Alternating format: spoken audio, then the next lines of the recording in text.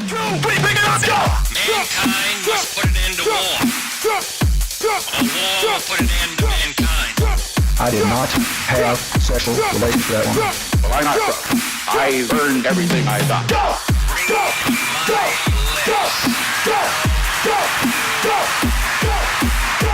Change will not come if we wait for some other person. Hey, internet pink-haired fans. I think we're going to make that a thing, right? Pink-haired fans. And no-haired fans. You got hair. You got hair. I just have a little bit more for the time being, but I do crazy things with it when I see little hairs in the drain.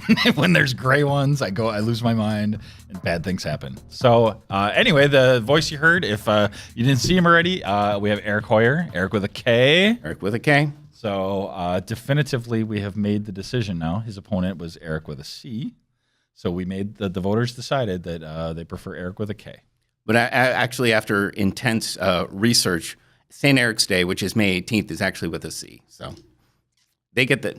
I figured though, with the storm Dave or Dan we had yesterday, Dan, the next one is an E. So I think honor of the whole thing, there can't be a next one. We're done. We're done. I didn't even plow out the driveway. I just drove right over. I'm like, I'm done with this. We're done.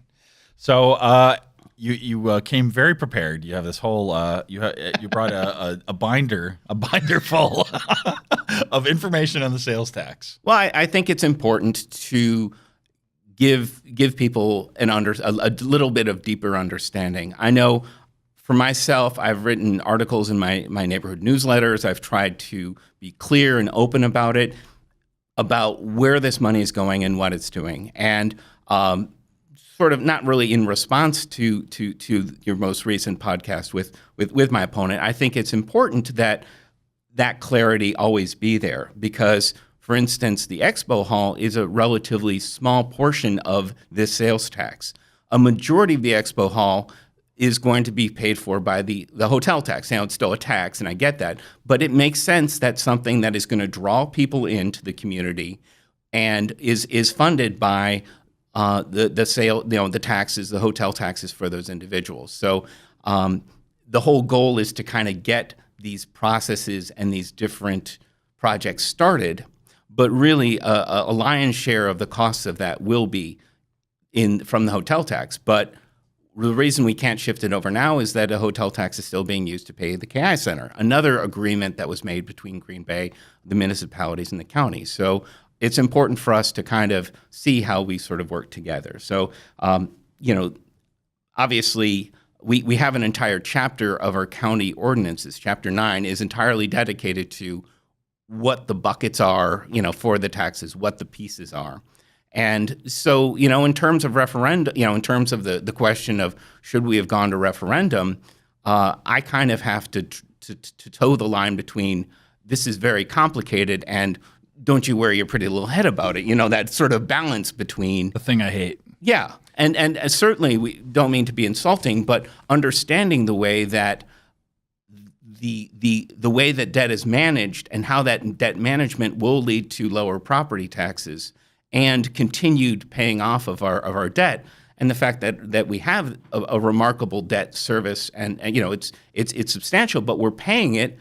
And we have a fantastic bond rating, AAA by Moody's. So we're managing it correctly. We're managing it the best way possible, and we're reducing it incredibly over the next 6 years. And that is, by default, by law, going to result in property tax savings. So, those sorts of aspects. It's not just, should we have a sale tax or not? It's how do these different pieces come together? How do we decide where the monies go? And we've now that since it's been approved, obviously we have a diagram. We can we know where January's taxes are going and February and so on and so forth. So we've really spent the time trying to be as open about this as possible and talk about where the different pieces are going. So a couple things that brings up to me. So is there a place we can point people to for that information that you just talked about? Sure. Well, obviously, Chapter 9 is the important chapter, which was the initial breakdown of it. But if you go through both the executive committee minutes as well as the board minutes, we had to approve this plan in terms of collections and expenditures. So that those materials are going to be in the minutes from those meetings, because again, we developed, we had a simple plan, and then we developed a more comprehensive plan, and then we developed a year-by-year plan, and each step we've tried to really make sure that it's open and transparent. So, okay, I buy that.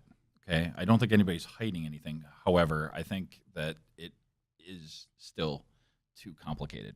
Maybe I bleach my head too much, but I just wonder why we can't direct people to a pie chart of how their taxes are being spent, what is paying for what. I think my problem isn't the amount of taxes. It's not the budget of the county. We can have disagreements about how things are allocated, but I think the bigger problem I have is the complexity. I think, okay, we're paying for this with this and this with this and this with this, so that the average taxpayer, the people that you walk around, you spent the last few months walking around, talking to, shaking hands, and they don't even know what the county does. Sure. Those are the people that I'm trying to look out for. Sure. And bring them into the fold. I mean, yep, I can pull up the minutes. I can figure these things out. Most of the people that are watching us right now, they can figure this stuff out. Absolutely. So many of them are probably saying, shut up. It's not that hard. Right. So what can we do about that? Is there anything? Well, I think, and one of the things that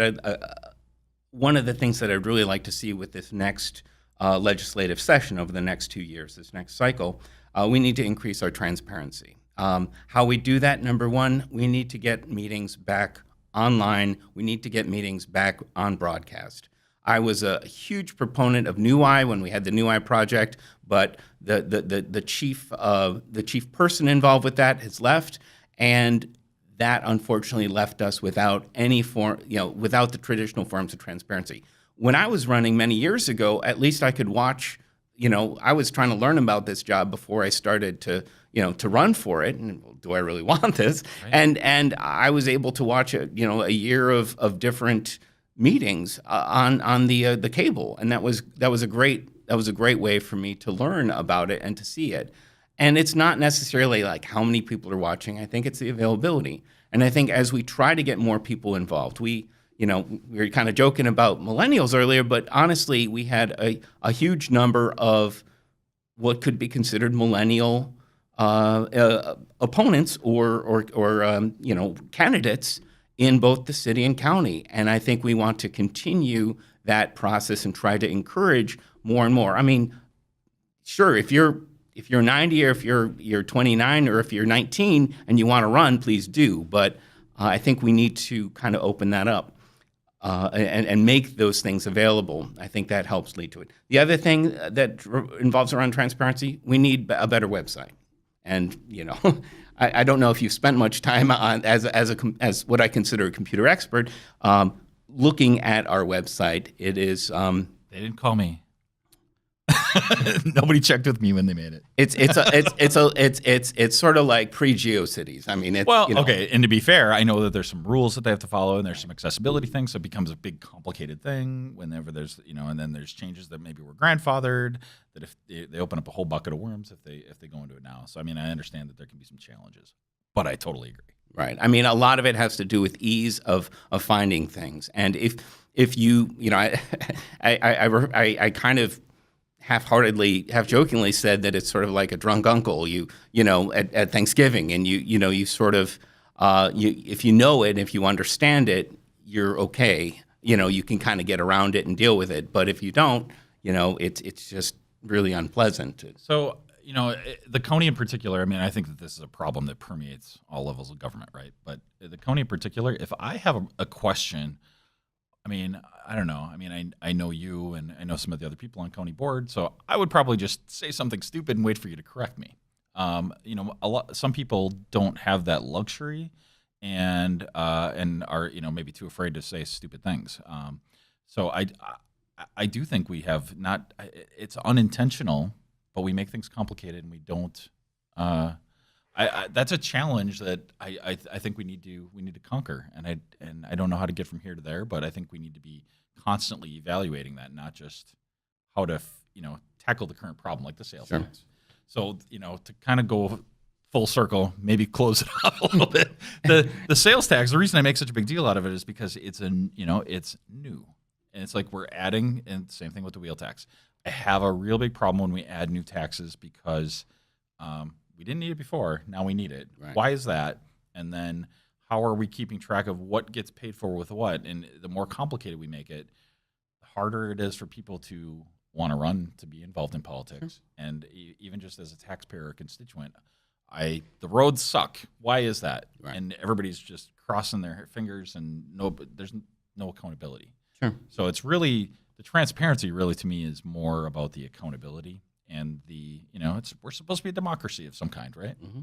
So a representative one, and hopefully, I know my record when it comes to my constituents talking to me or reaching out to me, and I'm proud of that. I stand on that, but it's relatively few. I do understand that. I saw how many people were out there, and saw how many people voted, and then. But you're not going to be there forever, so you're going to. You're going to run 5 or 6 more terms. But in all seriousness, I mean, I know that this is a term. The future boards can't really be tied by the current board, right? They can change the rules, but I do think we need to really think hard about how we can steer the ship going forward. And I don't know. I guess that's my main thing. And I know you brought a bunch of information. I'd like you to share as much of that as you. Well, I think just the basic taxes 101 of the county and the difference between the Lambo tax and what we're doing. So the Lambo tax was actually, it was amongst the county, but it wasn't a county tax. It was a tax actually with the state. The state collected it, and it was 0.5% during this time. It was based upon, since it was with the state, it was a referendum, and it was a binding referendum. If it didn't pass back in 2001, 2000, whenever that was, it wouldn't have been instilled, and that would have been that. So that was a separate special tax. At any time, the county can instill a 0.5% sales tax.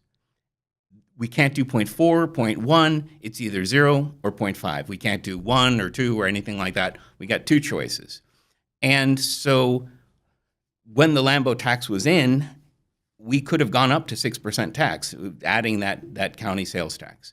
When the Lambo sales tax was sunsetting, we could have kept it at 5.5, just sort of smoothly, like nothing to see here, let's just move it. But for me, it was very important that we kind of honor our promises, or at least the promises that were told to people, and we also didn't have a plan. And so when we have a plan, what I consider a really good plan, that's a different situation. But what happened with the sales tax is that the economy tanked in 2008. There was an estimate for how long it was going to take, and it took much longer because it was like we need to raise this much amount for the project itself and then this much amount for maintenance. And unfortunately, in the meantime, Lambo was doing all these other projects, and people were like, oh, we're still paying. No, it was a very specific project back at the turn of the century, and then we paid it off. So we tried to learn from that. Number one, we have an amount that we can raise. We say, okay, or we have a number of years. We say, this is a tax for 6 years. It will, or this amount of 143 million, something along that lines. If it reaches one or the other, it will cease. And so it won't go 7 years. It won't go 8 years. Even if we're underfunded, well, then we have to deal with it. We have to make decisions. We have to do what we have to do. But we tried to learn from the situation, but still maintain our promise that this is a limited thing, but with some really good investments in our infrastructure that are necessary, a way to avoid bonding. Every year we bond for roads. And you ask why? Well, there are, within the sales tax over 6 years, there's $50 million of roads, okay, over 6 years. let's average that out. That's a huge chunk. That would be a huge chunk of levy if we actually just collected for that. So it's a different, we do bonding, we put it on the credit card, we spread it out over longer periods of time, and that's something that all governments do. It's not, we're not overwhelmed by it. We're always seeing it decline. We're paying it off. We're refinancing. One of the great ways that we've really tried to be fiscally prudent is to refinance our loans, just like other people might do with their house or other substantial loans. So we've really made an effort to kind of be clear about this, but also put some limitations. So what are the actual limitations? So it's up to 143 some odd million, or 6 years. So it won't go past 6 years. Either way. So Yeah. if we only raise 80 million, too bad. Exactly. Okay. And we have to figure out what to do with the rest of that, and what to do with the rest of the plans. So you said 50 million approximately. 50 million is for roads. Actually, 50 to 60 million. Okay. So about a third-ish. Yeah. So what's the other 2/3? So there's the jail and mental health projects, which is about 20 million. The library projects, which are about 20 million. Medical examiner office and other public safety projects for 10 million. Museum for 1 million. Parks for 6, and then the STEM Research Center for 5. So where did those numbers come from? Those numbers came from estimates as to how much each of these different things would cost. And so we're still responsible. The money hasn't been spent. Once we actually do things, or once a project is about to be taken up, we'll need to approve the planning stages. We'll need to approve the costs of settling the ground. All of these different pieces throughout the process will be monitored by the board and will be kind of clearly. But yeah, it's an estimate. We have an idea of about how much a jail pod would be. We have certain. With for instance, Neville, I'm on the governing board, so I've spent a lot of time there, and I've seen that we actually have a plan for trying to really update that museum. We're still going to have perhaps the little ice cave and the Stompy, but That has been there a long time. It has, but in a new setting and a more dynamic setting, and a way that kind of matches the way they have a dynamic staff that can really adjust things accordingly. I'll tell you, I'm on the board. I'm on the governing board of the Neville. I always get lost. I always get lost in that museum, in the Really? in what time I'm in, and yeah. So I think it's going to be a lot better of a and more it's great to kind of update that as well. So I mean, that's a situation where we have some insight into how much the new cases and all the new pieces are going to be. So. And so, how much? Let's just take the museum. So, what's the scope currently? Like, how much money do they get now? And Right. Well, in terms, each year, obviously, they have an operating budget, and each year they have budget for staff. Most of our budget much of our budget year to year is simply employees. We have relatively few capital costs and that sort of thing. So, in terms of money that's been invested in the permanent exhibit, well, we haven't done that for quite some time. So that's really a capital project that we're hoping to kind of take care of. okay. So when the Taxpayer Association guys were in, so one of the things they mentioned that just kind of stuck out to me was the money spent you put it into a bucket of public safety and medical examiner. Right. So, where's that coming from? Because so when I think about visible things people are spending money on, what's considered public safety? Sure. Well, each of these different pieces. I'm glad you have Sure. to page through it a little bit, because I feel like I should know the answers to some of these things, and I actually really do not. It's not. And the fact of the matter is, okay, so what we're looking that is going to be spent in 2021. There's $2,000 spent in 2021, and then about $7,500,000 for the medical examiner's office and the autopsy facility. Okay. So this is one of the things that we've shifted slowly from a traditional county coroner system to a medical examiner. So we've gone from an elected position responsible for autopsies and these sorts of decisions to having someone who is medically, someone who is trained as a doctor, a physician, a full medical examiner's office. This shift has been it's been difficult because for a while what we had to do was send autopsies down to Madison, and that was a couple years ago. And so as we were shifting from a coroner's office to a medical examiner's office, it was a hard sell to those people that are in funeral homes saying, okay, so we have to do an autopsy on this individual, and now we have this extra, situation where the body's being moved around, et cetera, et cetera. Right. But as we've slowly shifted, we've kind of now become a regional center for medical examinations and for an ME, and have a location for autopsies here, and to build our own facility, which will not only save money, will help ensure that the examinations, the autopsies are as good as possible, and to make sure that there isn't that lag in time, and these sorts of things that are important to our community.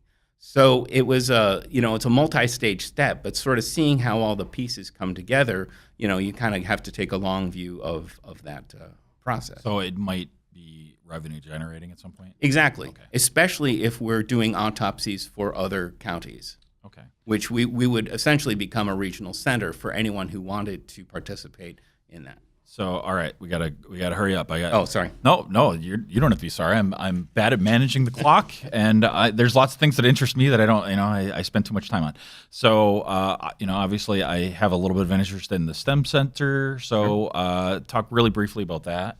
Well, a STEM Center is a unique opportunity for government, education. It's going to be on the UWGB campus, as well as private industry. It's going to be a facility that's going to be multi-use. It's going to be a great opportunity for internships, for cross-curricular ideas sharing amongst the business world, the public sector, and the private sector. So I think it's a really good opportunity as this new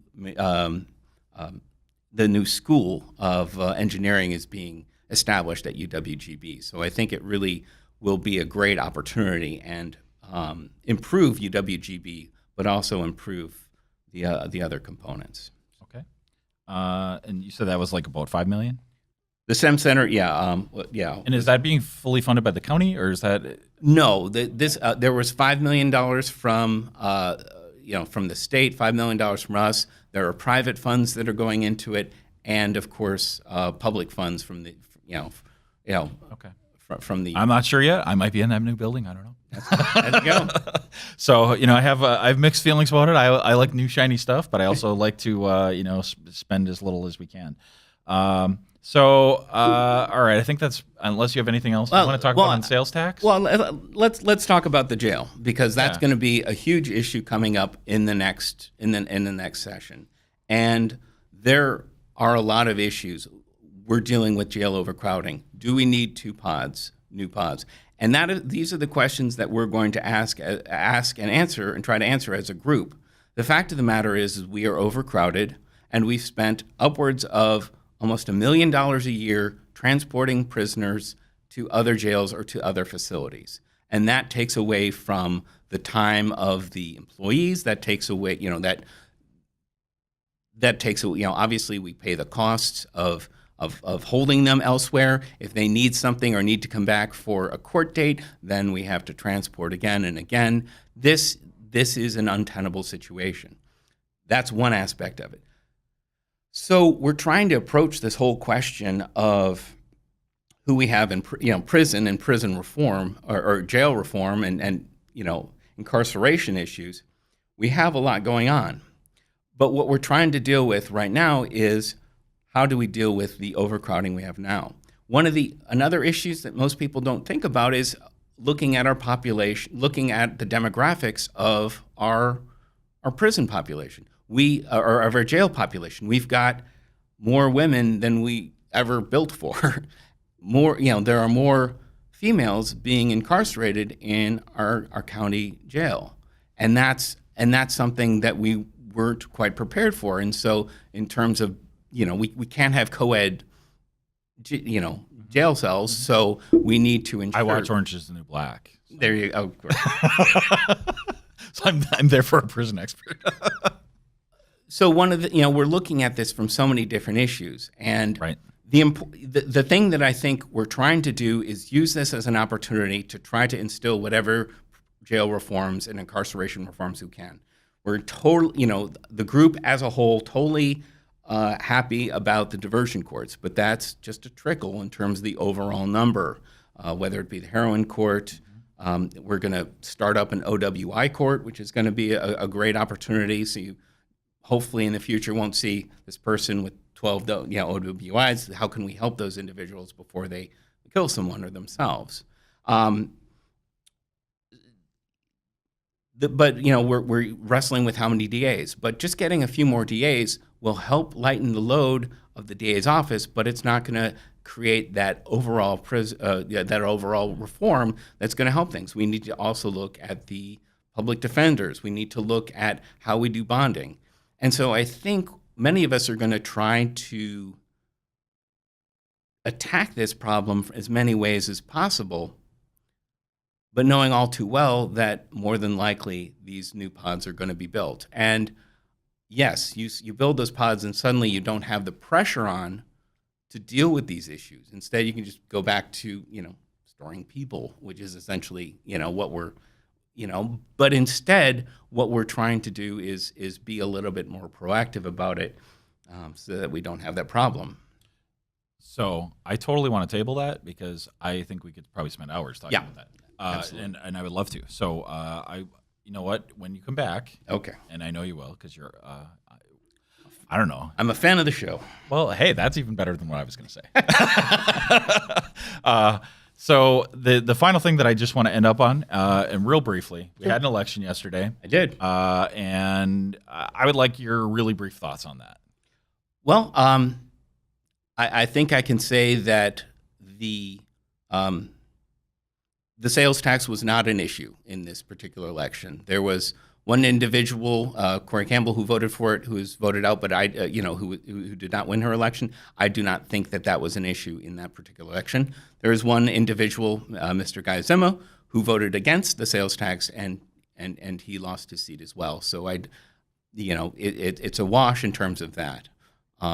Even between myself and my opponent, it wasn't really a key issue. It was more of how it went about rather than the actual implementation of it, which I understand.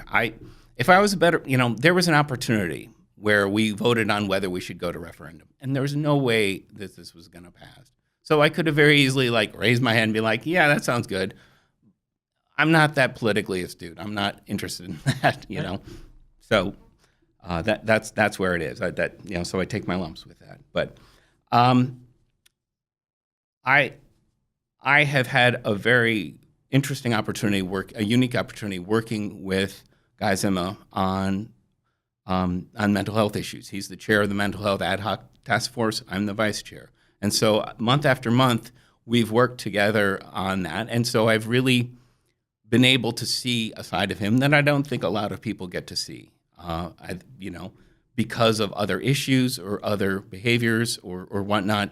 They kind of scoff, oh, he doesn't care about mental. He does. He does very deeply, and it hits home.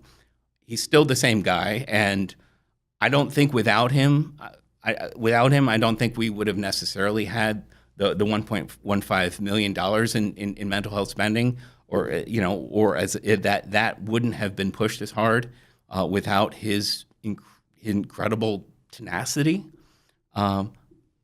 So for better or for worse, I mean, I try to find the good in people. Well, so, no, you know. and you know what? As I get older, I totally see that more and more, that we as a culture we have a problem where we want to paint people as 100% evil or 100% good, and none of us are. And that goes into criminal justice, it goes into elections, all of that.